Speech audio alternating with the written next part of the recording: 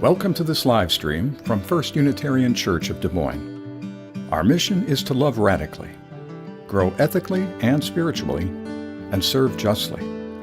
We invite you to visit our website at www.ucdsm.org. It's a great way to explore all that our church has to offer, from adult programs, to religious education, to social justice work, and more. But the best way to know us is to visit on a Sunday. We'd love to get to know you over a cup of coffee after the service. Speaking of which, today's service will begin shortly. So now we'll take you inside.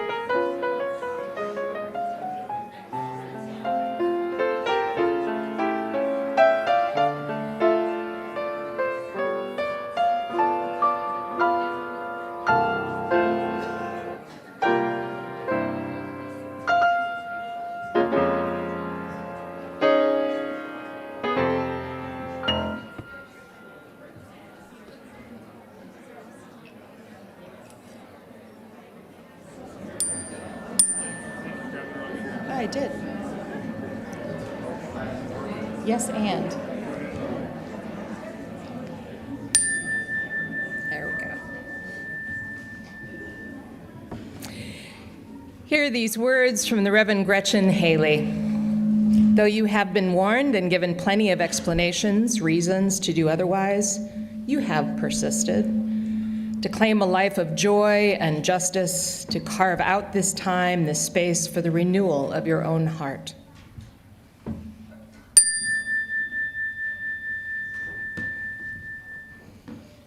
Despite all the reasons, the resistance fighting for your attention, luring you towards fear, you persist. To practice gratitude for this day, this life that has been given, this chance to begin again.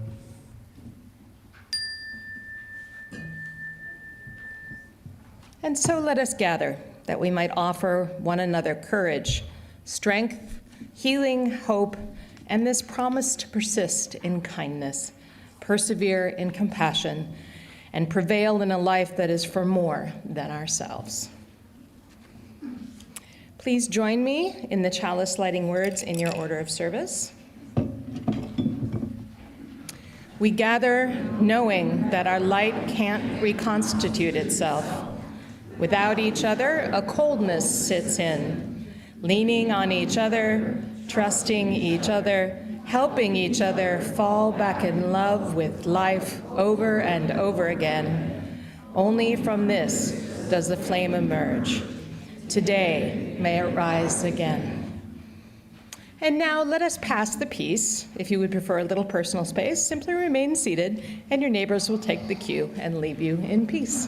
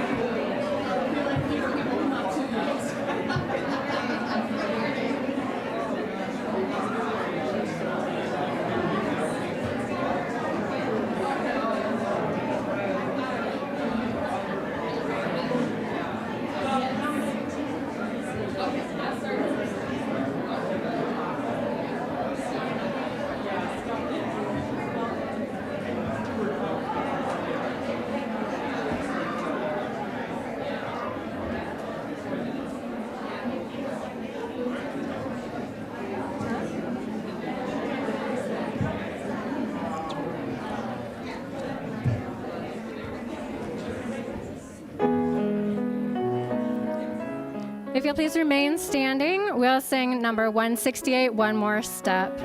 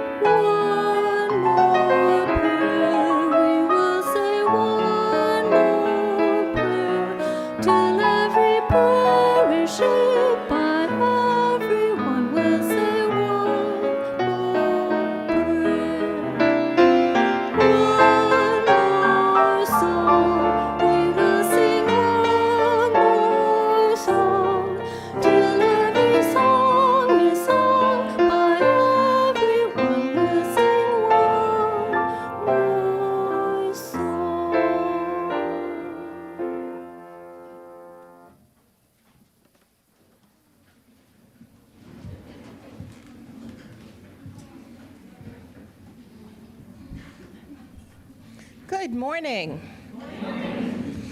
I'm Louise Alcorn, she, her. I'm your celebrant this morning. We welcome all people who welcome all people. We welcome all genders, ethnicities, bodies, and stories. Whatever you are carrying with you, whatever you long to set down or pick up today, may you find here the love, support, and encouragement you seek. If this is your first time here, welcome.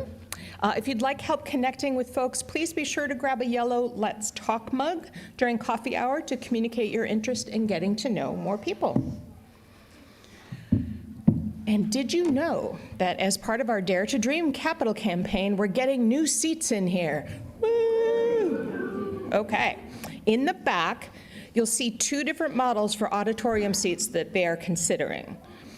Test them out today after the service. Write out your feedback. You're Unitarians, of course you will do this, on the slips of paper near the seats. It's not a vote, just an opportunity to share what you like or don't like about each model.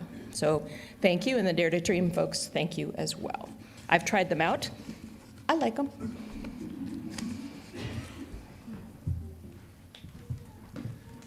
Good morning, everyone. I'm the Reverend Steve Seek. I use he, him pronouns, and I'm honored to serve as your minister. I regret that I am sick as a dog today, so because I love you, I will not be greeting you in the back. I'll keep these germs to myself. Do you know how to become a member here? It's 4 simple steps. Step 1, you find me or Faithiana Leonard, and you ask whatever initial questions are arising for you. We also meet with folks in the back after the service on the first Sunday of the month, just to answer whatever curiosities arise. Number 2, when you're ready, let us know and we'll send you some information about the history of Unitarian Universalism, the history of this congregation, and how you can find groups and programs and leaders to get involved with. 3, and this is the fun part, you set up a time to meet with me or Faith for a friendly one-on-one conversation. What are you hoping to get from this community? What are you hoping to share? How can we support you in your journey? And then 4, the really fun part, you sign the membership book. That means making a financial pledge to support the work we do together and agreeing to our bond of union. In that spirit, today we want to honor several folks who have become new members in the last few weeks. So we want to invite those folks forward to the stage along with Faith. There's 1, there's 2, I think there may be 3. 2's good.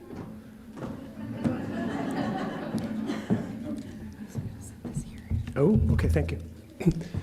As they come forward, since 1877, 149 years ago, people have been gathering in Des Moines, not bound by a theological creed, but to encourage one another in their spiritual and ethical growth. So you are now joining a community whose ancestors have done the good and great work of building a more loving and just community. You are now invited to be stewards of our living tradition, carrying our commitments forward to future generations. Will you start by introducing yourselves? We are very polite. Hi, I'm Audrey Dutt. Audrey. Good morning. I'm Irene Hardesty. Good morning, Irene. So, we invite you to join in these words. It begins with Faith.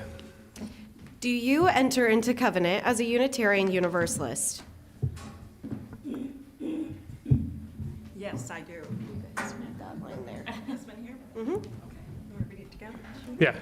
I enter into and aspire to live by the denominational covenant of the Unitarian Universalist Association. Do you enter into covenant as a member of this First Unitarian Church of Des Moines? I commit myself in covenant with all members of First Unitarian Church of Des Moines to associate ourselves together for the study and practice of morality and religion, as interpreted by the growing thought and noblest lives of humanity, hoping thereby to prove helpful to one another and to promote truth, righteousness, and love in the world. This is our bond of union. I commit myself to our mission to grow ethically and spiritually, serve justly, and love radically. You are entrusted with the authority to decide by your votes who shall be your officers, your minister, what our budget will be, and whether to adopt congregational resolutions. Do you accept this authority? I accept the authority entrusted in me and will strive to give the Church the gifts of my presence, participation, pledge, and practice. And so now they have read the Bond of Union for us. Will you read, I think it's on the screens with us, our welcome to them. Is it up there? And together, we, the members.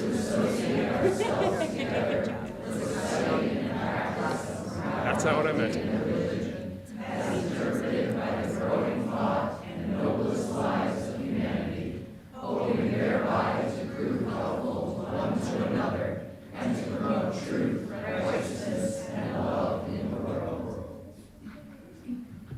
Excellent. And if we have a slide that says "we the members," and if we don't, that's also okay. We do not. In that case, congratulations and welcome to you. Thank you all. And so now we will sing. We can remain seated for this. I know this rose will open. We will just sing it through twice once Bruce finishes playing it for us.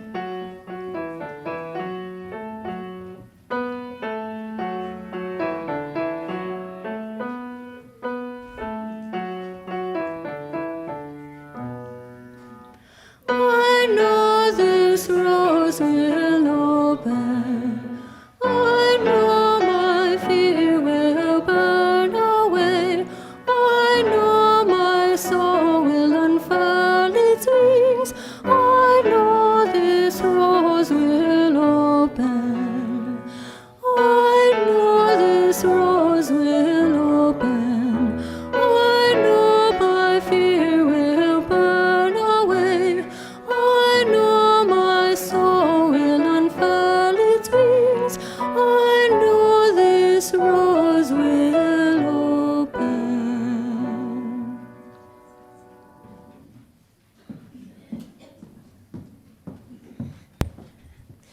My name is Faithiana Leonard, and I'm the Faith Formation and Congregational Life Coordinator here at First Unitarian Church of Des Moines.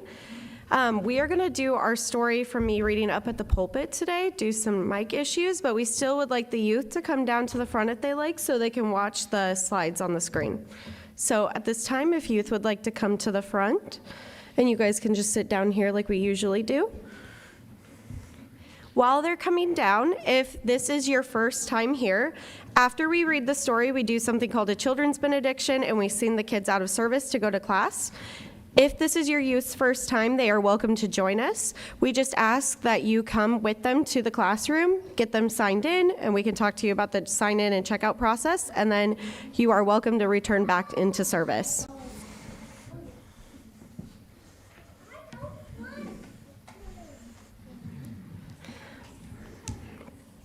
All right. Today's story is After the Fall, How Humpty Dumpty Got Back Up Again by Dan Santat. My name is Humpty Dumpty. This was my favorite spot high up on the wall. I know, it's an odd place for an egg to be, but I loved being close to the birds. Then one day, I fell. I'm sort of famous for that part. Folks called it the Great Fall, which sounds a little grand. It was just an accident, but it changed my life. Fortunately, all the king's men managed to put me back together again. Well, most of me. There were some parts that couldn't be healed with bandages and glue. After that day, I became afraid of heights. I was so scared that it kept me from enjoying some of my favorite things. I walked past the wall every day, and I would think about climbing that ladder again. I really missed the birds and being high above the city, but I could never do it because I knew that accidents can happen. I eventually settled for watching the birds from the ground. It wasn't the same, but it was better than nothing. And then one day, an idea flew by. Making planes was harder than I thought. It was easy to get cuts and scratches, but day after day, I kept trying and trying until I got it just right. My plane was perfect, and it flew like nothing could stop it. I hadn't felt that happy in a long time, and it wasn't the same as being up in the sky with the birds, but it was close enough. Unfortunately, accidents happen. They always do. I almost walked away again, but then I thought about all the time I spent working on my plane and all the other things I missed. I decided I was going to climb that wall, but the higher I got, the more nervous I felt. I didn't want to admit it. I was terrified. I didn't look up. I didn't look down. I just kept climbing one step at a time until I was no longer afraid. Maybe now you won't think of me as that egg who was famous for falling. Hopefully, you'll remember me as the egg who got back up and learned how to fly. Thank you.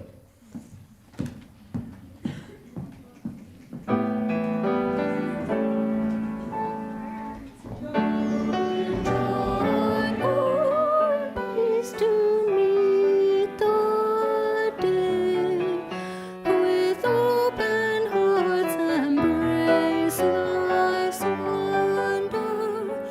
We will guide you, we will love you.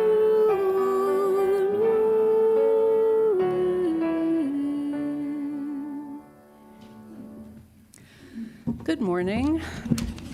My name is Ann Rosenbaum. I'm facilitator of the movie discussion group, and I'm here to invite you to a special documentary movie screening to be held here at the church on Tuesday, March 3rd, which is a week from this coming Tuesday, from 6 to 9 p.m.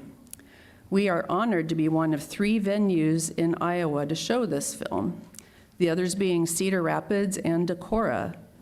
The opportunity for this film first came through adult programming, who are now co-hosting the event with the movie discussion group, Women Around the Table, Unity Circle, and Women Drawn Together. A kind member has funded this showing, so you're able to leave your money at home. The film Grains of Sand will be shown at 6 p.m., followed by light refreshments and then a Q&A with the film's director, who will be here in person. Her name is Sarah Gross. Filmed over an 8-year period, Grains of Sand follows the filmmaker's mother and mother-in-law, both artists and close friends, as they enter their 9th decade of life. An important link to our church is that one of the featured women is a retired UU minister. They come together once a year to a farmhouse retreat to work on their art, share conversation, and share memories and reflections on life. The result is a moving film reimagining the traditional coming-of-age story. More information about the film, as well as the trailer, are available in the Intercom newsletter. The Q&A discussion will explore personal takeaways, themes of aging, and the way the media shapes our perception of growing older. We hope you'll join us for this inspiring and meaningful night of film and conversation on Tuesday, March 3rd. Thank you.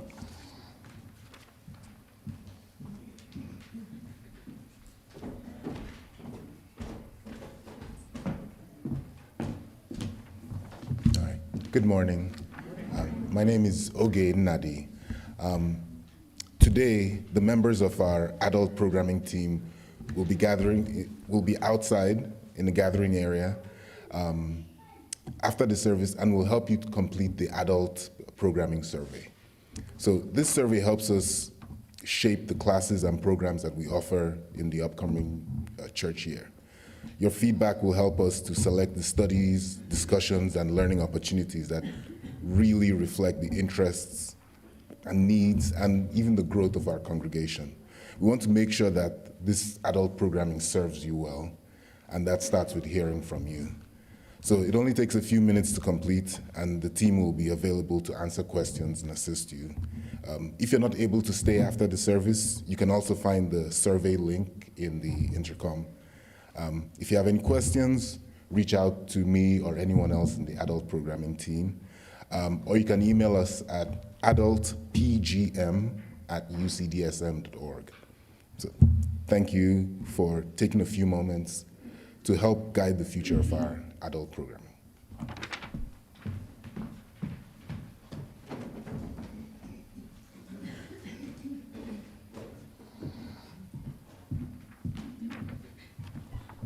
Morning, everybody. I'm your last announcement this morning. My name is Catherine Sutton. My pronouns are she, her, and I'm a member of the Stewardship Committee here at church. And it's time for the annual pledge drive, where we celebrate our generosity, we make a pledge, and share how this church impacts our lives. Pledging, to me, is a spiritual practice. It allows me to share resources I've earned to deepen my connection to this beloved community. This year, we are celebrating the growth we've experienced and what's left to come. We are making a greater effort to engage with the wider community, which at this time needs our moral, ethical, and spiritual gifts. And looking within, more and more people are finding us and joining our congregation. I'm really delighted to be up here today on the same day as our new member ceremony. And even today, when I look out at you all, I still see many new families and individuals who are curious about our tradition and those who have started their journey with us. As we reach for what's next, we need a strong budget to root us in our community and nurture our growth. If you are thinking of making a pledge for the first time, it's a really exciting time to do so. If you are renewing your pledge, we on Stewardship are making an ask of everyone to raise it. There's a chance you might have also gotten your stewardship packet in the mail recently. All of this is a part of why this year's theme is growth. I raise my pledge every year as a financial and spiritual commitment, and this allows me to support and build what I love. So, friends, it's time to think about the importance this church has in your life and how your generosity will keep the church relevant, thriving, and making a difference every day in our community. Everyone is invited to a free dinner on Saturday, February 28th from 5 to 7 p.m. That's next Saturday night. Please come see me after service. If you'd like to RSVP, you can also see Sally Buckholt, Adrian Stamper, Crystal Loving, and Oge as well to RSVP. There are posters and signs all over the main floor where you can access a link to RSVP, and at the dinner, that's where we would like to see you turn in your pledge card. So thank you very much. Have a good morning.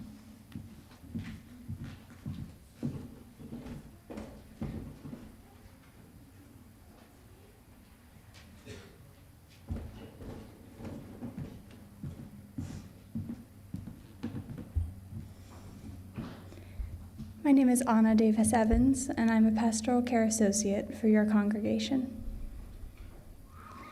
Life hands us a lot sometimes, big changes often coming our way, sometimes wonderfully positive, other times overwhelming and tearing us down. In any of these transitions, the pastoral care team is here to walk alongside of you. You can reach out to us at pastoralcareteam@ucdsm.org, at the phone number listed on the screen here, or of course by speaking to myself or any member of our team. I also encourage you to connect through our Caring Community page listed on our website. There you can volunteer to offer assistance, and you can request assistance through rides, meals, and other avenues. Lastly, at the desk outside of our auditorium, just in this corner where you often greet Steve and the celebrant after service, you'll find our Cares and Concerns box. There are cards alongside the box that I invite you to fill out if there's something weighing on your mind. These cards will be shared with the Reverend or the pastoral care team, but of course you're welcome to remain anonymous if it simply helps to know that someone else in this community is holding what you too are holding. There is an option to request a visit from the pastor, from the Reverend, I should say, or from a member of our team. But again, great option if you're looking to just leave something be here at the church. And now here's what's been shared with us this week. Scott Kaldenberg's father, Wendy Kaldenberg, died on January 15th at the age of 85. We extend our love and sympathy to the Kaldenberg family as they grieve this loss, while also supporting Shelley as she recovers from her recent hospitalization for RSV and meningitis. Please see me after the service if you'd like to sign a card of care for the Kaldenberg family. We know there's always more happening in your lives than can be named in these services. More people who might be on your mind and heart. So let's take a moment to speak those names aloud. As we do, may the care of this community hold them all.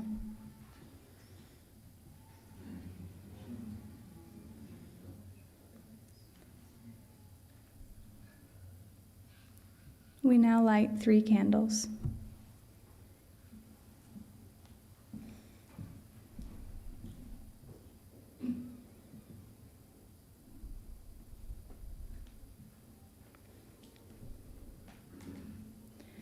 one for the joys and sorrows shared aloud here today, one for those shared in writing, and another for those held silently among us. For all of these, we now observe a minute of silence.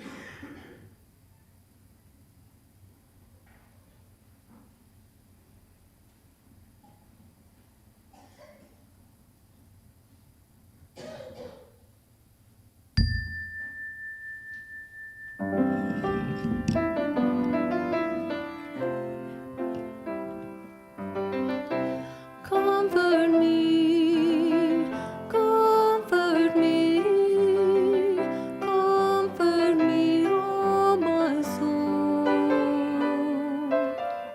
Comfort me, comfort me, comfort me, oh my soul. Sing with me, sing with me, sing with me, oh my soul. Sing with me, sing with me, sing with me, oh my soul.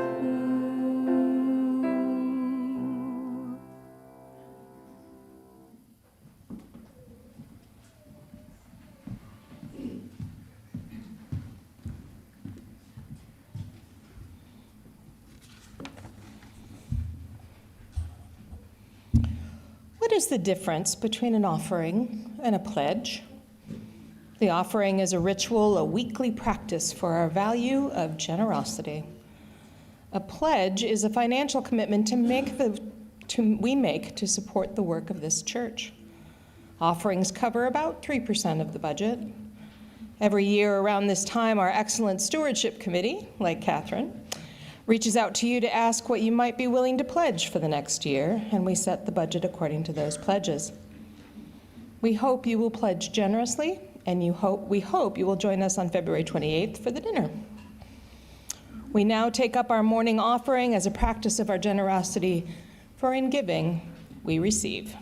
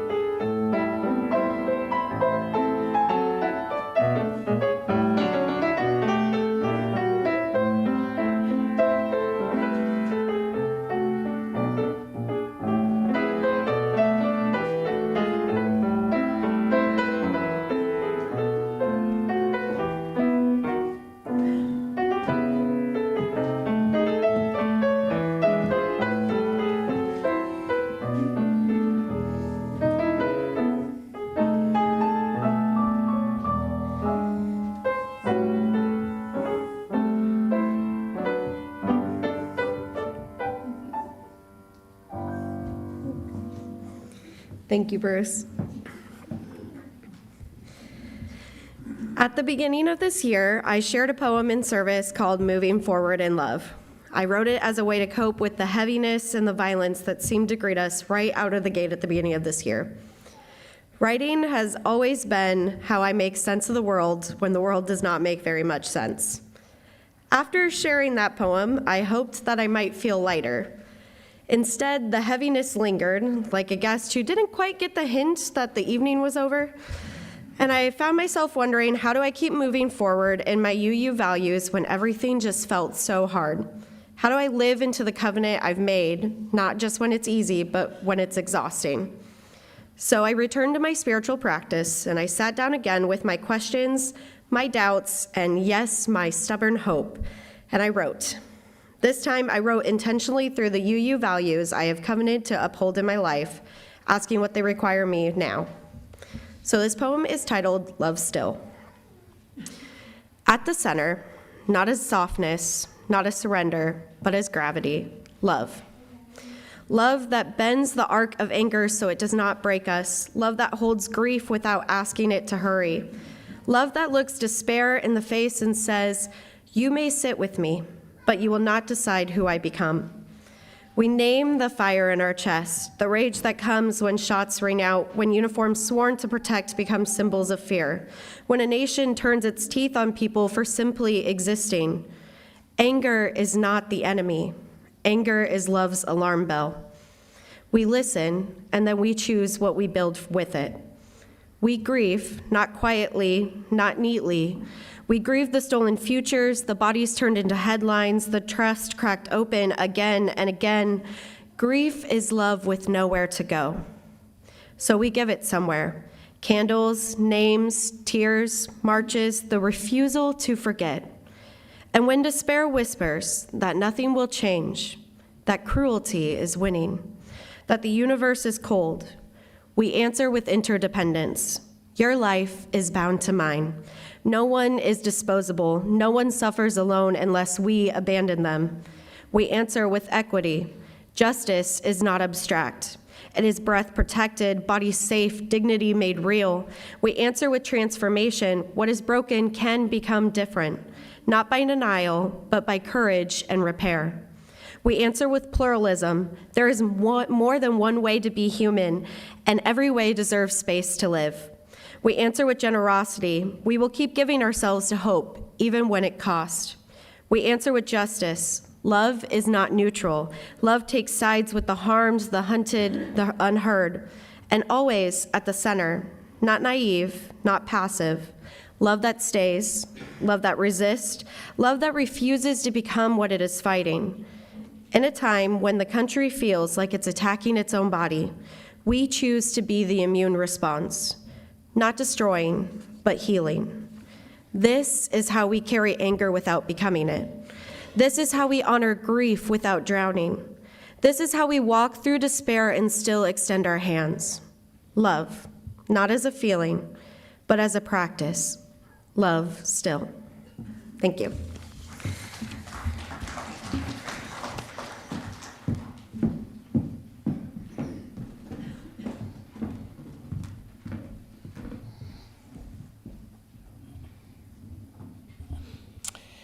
Last week, Steve asked on our Facebook page for members to share memories of how a community experienced a natural disaster. Today, we share two of those stories. Hear each story on its own, but also see if you notice some connected themes about resilience.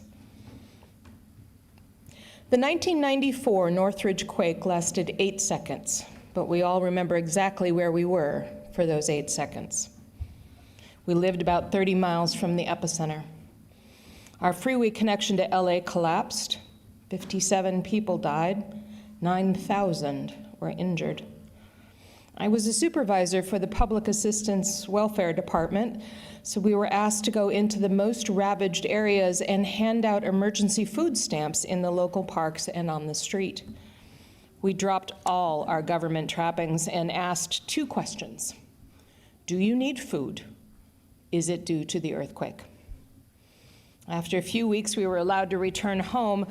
Our area had shaken hard, but actual damage was rare. But we were in LA County, so we were also eligible for emergency food stamps. We opened our doors to a line of people who went all the way around our building complex, which was 3 blocks long. The first person told us they had lost food due to the earthquake. They made up a wild story. We didn't question it. Here you go. The next person, and the person after that, and after that, and that, hundreds and hundreds of people with the exact same story. We were all thinking that these people didn't suffer like the Valley did, but our job was to hand out benefits. I never talked to anyone about that time until about a month ago. Someone in a Facebook group posted a "Do you remember" post about the earthquake. I commented about my experience with no judgment in my words. A woman responded to me that she was 5 years old and remembered standing in that line for hours. She said, "I'm so glad to finally be able to thank you. My mom said the earthquake saved our lives. We were literally on the brink of starvation before it happened." When the tornado hit Marshalltown, I remember running back to our local aquatic center to take cover. We sheltered in the pool house locker rooms, and I helped keep some of the younger kids calm while we waited it out. After the all clear, I got a call that anyone from city staff who could help, especially those of us on the emergency response team for the county, should come downtown to assist EMS with traffic control and first aid. I spent the entire evening alongside other trained volunteers administering first aid and helping people safely exit buildings on our main street, which had been devastated. It was heartbreaking to see so much destruction in a place that had always felt so familiar and safe.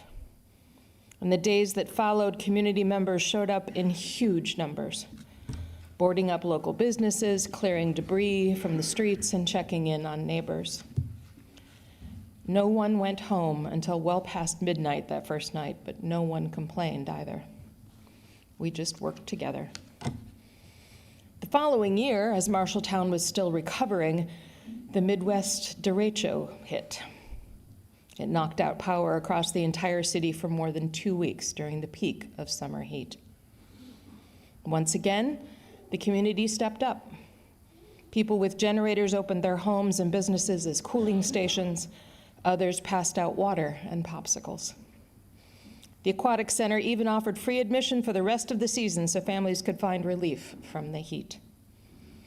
Linemen from across the country came to help clear debris and restore power as quickly as possible.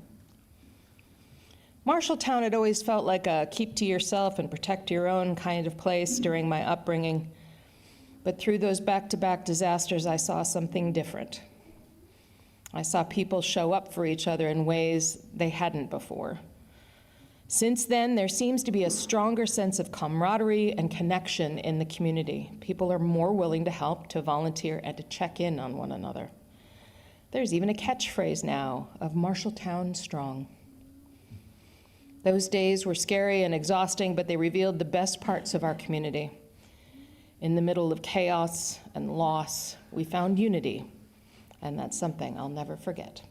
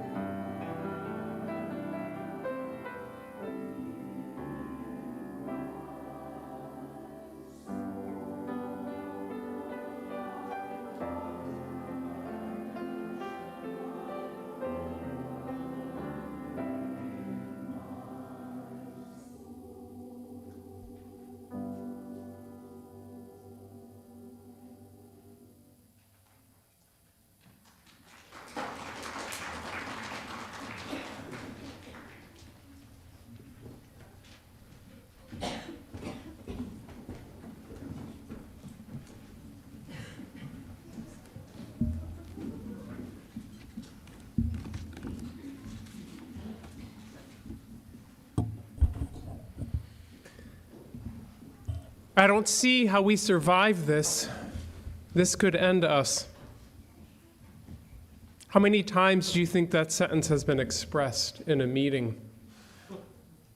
How many times over the past 149 years of this church do you imagine it's been said? Really, I want you to imagine a conference room full of wise, responsible people taking very seriously their role to steward the church, and how they must have felt during key moments, inflection points, crises over the last 149 years. Imagine being in the room when First Unitarian debated and then voted to call the Reverend Ida Halting, a woman, to be their minister in 1886. I have a feeling there was probably some disagreement in that room. The debates that must have gone on when Reverend Curtis Reese preached about humanism instead of theism in 1917. There's probably people in this room who remember when a brick was thrown through our window after members protested Anita Bryant's homophobic speech in 1977. Any number of ministerial transitions or conflicts among congregants, disagreements about huge decisions, budget crises that project bleak financial realities. We might not survive this. I've been in a few of those meetings in my life in organizations, and I will tell you the prediction never feels overblown in that moment. That evening, it feels like a life or death situation for the community. But as Mark Twain so famously quipped, the report of my death was an exaggeration. God, I love that quote. And so it is with communities as well. It's easy to forget how severe those moments were, how doomed the moment seemed, because, well, it was wrong. We survived. We showed resilience in community. All of this got me thinking about something that you have to be my age or older to remember, but there was a time in the early 80s when we had a massive hole in the ozone layer roughly over Australia, and I'm going to look for nods among hair eye color.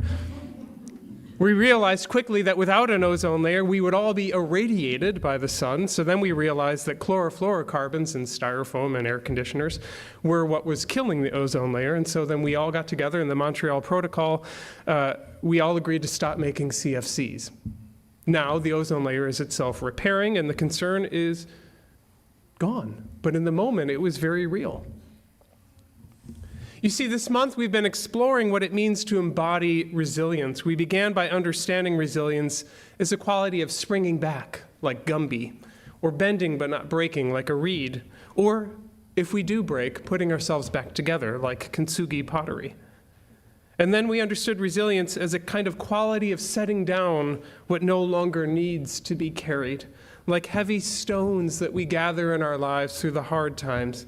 We learn from them what we need, and we learn to set them back down.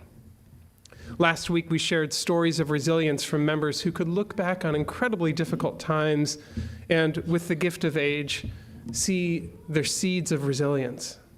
And so today, we finish this month by considering how we embody resilience together in communities. How do communities move through difficult experiences and strengthen their capacity for resilience? Louise shared 2 stories about communities who experienced devastating natural disasters.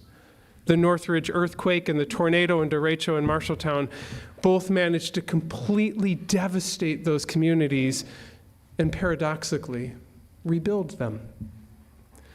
There were rules about who gets food allowances, but those were thrown out.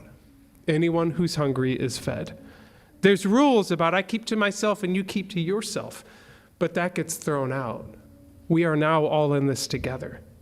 When normal life becomes impossible because everything in the snow globe gets shaken up, communities find themselves liberated from their habits and often show themselves to be far more compassionate and generous than they expected.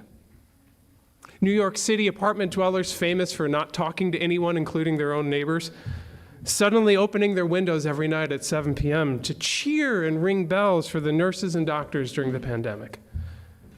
When the entire earthen vessel of a community shatters into 1,000 pieces, it's extraordinary what we can rebuild. Now, sometimes that which doesn't kill you makes you stronger, but just as often it makes you traumatized. Another congregant shared a story about a horrific explosion and fire that blew up a whole city, and how a child that he knew at the time had a traumatic response to fire ever since that day. Now, I'm confident that there are people who lived through the Northridge earthquake that go into fight or flight mode every time there's a low-level earthquake, which happens a lot in Southern California. Just as I'm confident that there are people in Marshallton that race to the basement whenever the wind picks up. Because what they experienced in that moment was overwhelming. And the body learns to take over and run its own program of survival. Because here's the uncomfortable truth about resilience that we've been working toward all month. Whatever good we may find, whatever resilience we develop, it comes out of hardship. Any of our metaphors that we've been using, and I like to use a lot of metaphors at the same time, any of these metaphors bring it home. Gumby can return back to his shape in simple resilience, but you only see that by making him stretch uncomfortably wide. Kintsugi pottery may be beautiful, but you have to break the bowl first. We may learn to set down the stones we've been carrying, but it means in the first place we were laden with stones. The stories that our congregants shared last week about resilience and wisdom were born out of heartbreak and injustice. The Northridge earthquake, the Marshalltown tornado, and derecho, we saw how communities rebuilt, but those events were horrifically destructive and violent, almost biblical in their devastation. And so resilience comes not out of skipping past that hard part, but by living with that hard part, by being stretched too far, by being broken into pieces. And it's in that moment of sorting through the rubble from the disaster together. I say this because it's no use to try and skip past the grief. Social media is riddled with toxic positivity. These events are not so much sad, but if you think about it, they're really opportunities for growth. Let me just be clear. If I get hit by a bus after church today, please don't say, well, if you think about it, it's kind of a blessing because he was sick and now he's not sick. And see how it frees up our budget for next year?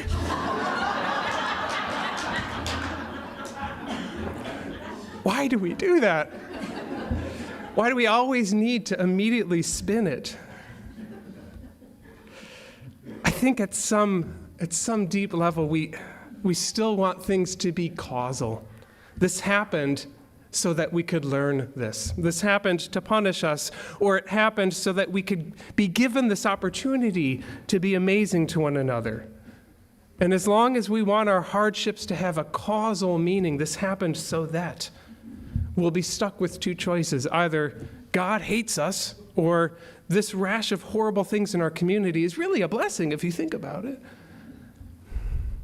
And if we can liberate ourselves from this idea that good and bad things happen as part of some causal plan, well, then we can do the harder work, honoring the sorrow of difficult experiences, and also making a choice in how we respond together. Because the truth is that resilience is never a solo practice. We develop resilience with other people. With the rest of our siblings and family after we lose someone, with the rest of the neighbors when the fallen tree takes down the power on this side of the street, with the rest of the community when that derecho hits, with the rest of the world when the pandemic hits. Soraya Chemaly offers this wisdom from her book, The Resilience Myth.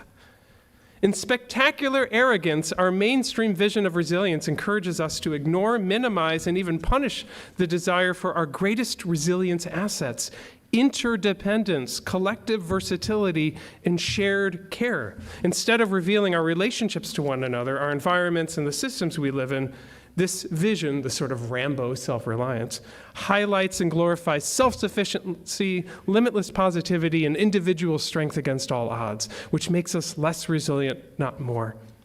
She writes, "No one is resilient alone at all times in all situations. Resilience is a dynamic process, and it is healthier and more accurate to say that we take turns being resilient for one another." The crux of the cult of individualism is that the belief in a hyper-masculinized self-sufficiency that ends up making being human impossible. People have a remarkable capacity to surprise one another with their innate compassion and generosity, to hand out food, to share homes, and not because we would ever in a million years want a disaster to befall us, but because when it does, we can choose to embody resilience together. And the more we choose it, the better we get at it. I was in conversation this week with UU ministers in the Midwest, and we were debriefing on the Twin Cities and how remarkable their response to ICE occupation has been.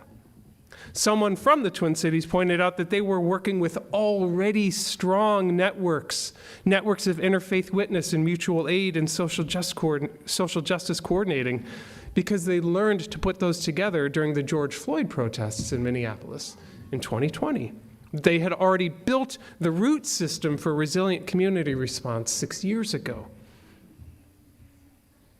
And so whenever I hear, I don't know that we'll ever survive this, in a meeting, the truth is I hear two things. First, what we're going through is incredibly difficult. There is so much pain and grief and worry, and we need to take a minute to honor how awful this is. And I hear we are poised to transform into something more resilient, and we might not like this transformation, but here it comes. Because if you ask me what resilience has to do with being a Unitarian Universalist, well, that's the first easy question I've had this month. Resilience fits within our value of transformation. Transformation, which we define in our bylaws as we adapt to the changing world. We covenant to collectively transform and grow spiritually and ethically. That sounds like our mission. Openness to change is fundamental to our Unitarian and Universalist heritages, never complete and never perfect. End quote. Holding these two ideas, this is difficult and we're poised to transform. The author F. Scott Fitzgerald wrote, "The test of a first-rate intelligence is the ability to hold two opposed ideas in the mind at the same time and still retain the ability to function." He also wrote The Great Gatsby, but that's my favorite thing. To hold two opposed ideas in the mind at the same time and still retain the ability to function.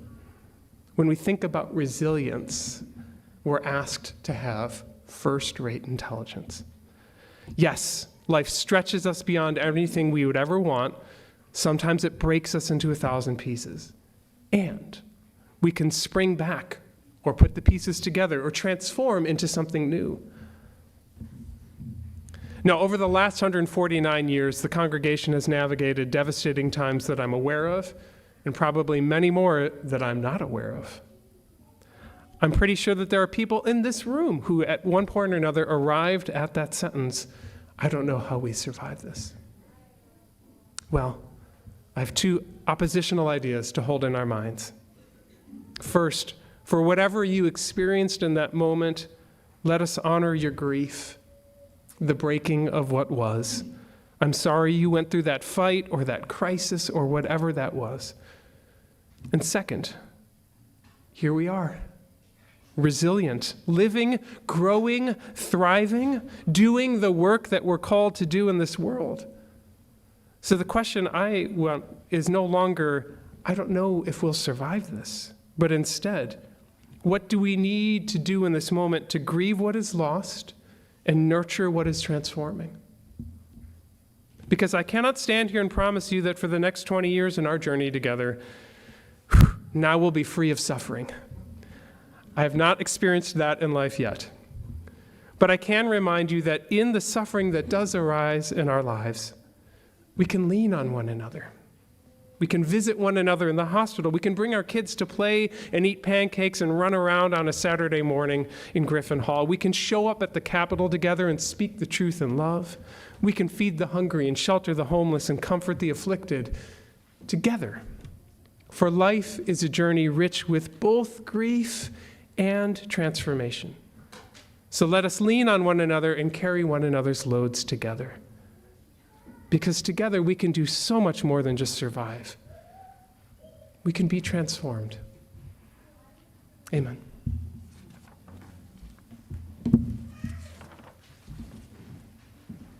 Will you please rise and embody your spirit for our closing hymn, Lean on Me.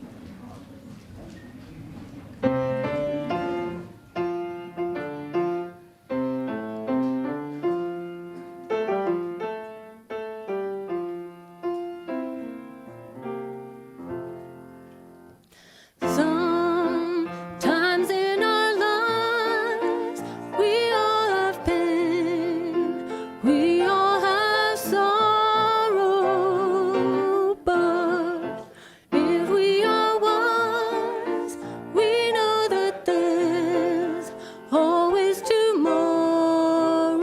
Lean on me when you're not strong, and I'll be your friend.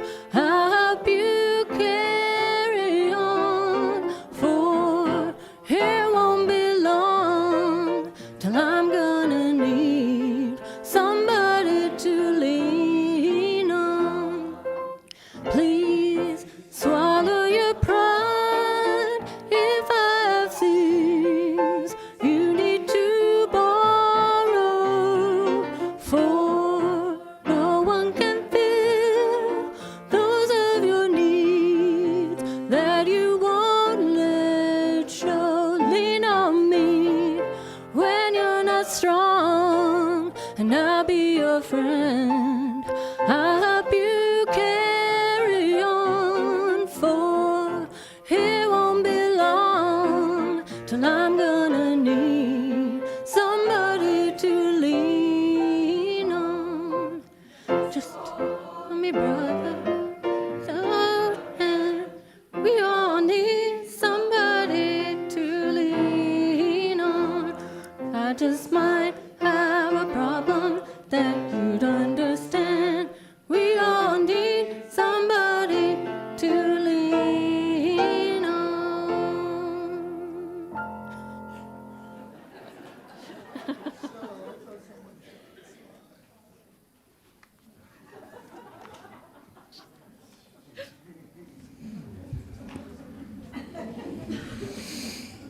Please join me in saying the extinguishing chalice words in your order of service or on the screen.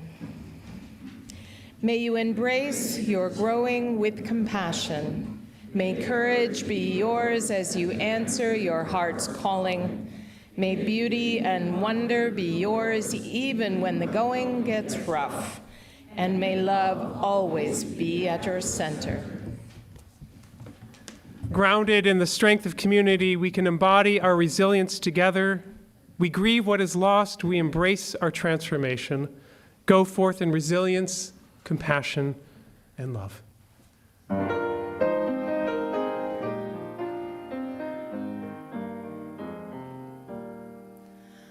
Yours a religion which, like sunshine, goes everywhere. Its temple or space, its shrine, the good heart, its creed or truth, its ritual works are